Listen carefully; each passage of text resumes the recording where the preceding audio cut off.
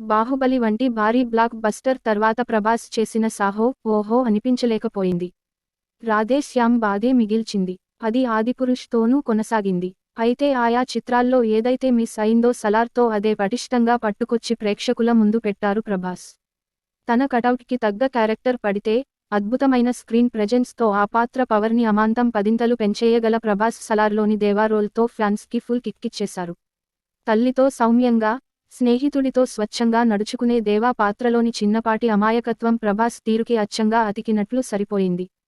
మరిక mass elevations అంటే darling dynamism ఎలా ఉంటుందో తెలిసిందేగా.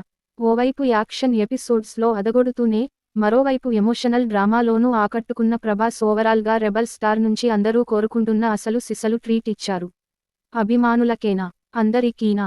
తమ డార్లింగ్ రేంజ్కి, ఇమేజ్కి తగ్గ మంచి మాస్ సినిమా కోసం ఆవురావురుమంటూ ఆకలిగా ఉన్న రెబల్ స్టార్ ప్రభాస్ ఫ్యాన్సుకి సలార్ ఫుల్ మీల్స్ అనడంలో సందేహం లేదు.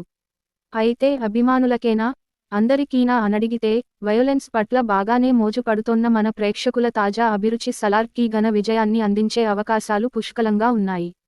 రిపోర్ట్ పాజిటివ్ గానే ప్రచారంలో ఉంది. రెవెన్యూ ఓ రేంజ్లో ఊపేస్తోంది. పోటీగా వచ్చిన సినిమా మ్యాటర్ వీక్ అనిపించుకుంది. క్రిస్మస్ నుంచి న్యూ ఇయర్ వరకు ఓపెన్ గ్రౌండ్ అందుబాటులోకి వచ్చింది. మరిక రెబల్ స్టార్ ర్యాంపేజ్ ఎలా ఉంటుందో వేచి చూద్దాం.